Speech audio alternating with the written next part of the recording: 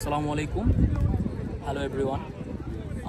আমরা চাকরির সুবাদে নাইজেরিয়াতে থাকি দীর্ঘ 6 মাস ধরে। তো আমার বন্ধু 1.5 বছরের উপরে থাকে।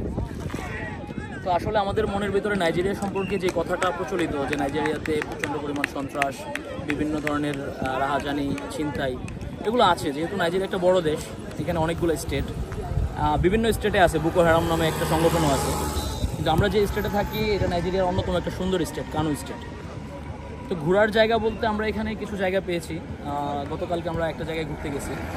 আমরা এখন যে জায়গাটায় আছি এটা হচ্ছে নাইজেরিয়ার সেন্ট্রাল গ্রাউন্ড ফিল্ড, যেখানে হচ্ছে নর্মালি সবাই আসতে পারে, সবাই এসে ফুটবল খেলে।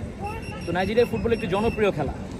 এই খেলায় দেখা যায় যে এই একটা ফিল্ডের ভিতরে প্রায় 8-10টা মাঠ, প্রত্যেকটা মাঠেই দুটো টিম করে ওরা খেলে এবং ওরা খুব সুন্দর ফুটবল খেলে। আমরা দেখান, এদিকে দেখো, এখানে 2টা টিম খেলতেছে। এদের খেলার কৌশল খুবই ভালো। তো আমাদের বাংলাদেশে হয় কি, খেলাধুলাটাকে প্রায়োরিটি থেকে সরাইয়া দিয়ে মোবাইল ফোন বা বিভিন্ন জিনিসে লোকজন আসক্ত হয়ে গেছে, বাচ্চা কাচ্চারা আসক্ত হয়ে গেছে। কিন্তু এখানকার একদম ছোট বাচ্চা থেকে শুরু করে তারা দেখা যায় প্লাস্টিক দিয়ে বল বানায় খেলতেছে। বড় যারা হয় তারা আস্তে আস্তে স্কিলগুলো অর্জন করে। তো আমরা মনে করি যে নাইজেরিয়া কেন বিশ্বকাপে খেলতেছে শুধুমাত্র এটার কারণে। তারা ছোট থেকে বড় হয় হচ্ছে ফুটবলকে অন্তরে লালন করে, যেটা আমাদের বাংলাদেশের অনেকের ভিতরে নাই।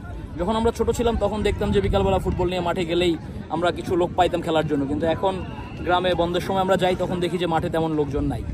তো সবার প্রতি রিকোয়েস্ট, আপনারা আপনাদের ছেলেমেয়েদেরকে বা ভাই বোনদেরকে একটু খেলার দিকে আকৃষ্ট করবেন, কারণ সেটা মানসিকভাবে, শারীরিকভাবে, সবভাবে মানুষকে ফিট রাখে আর কি।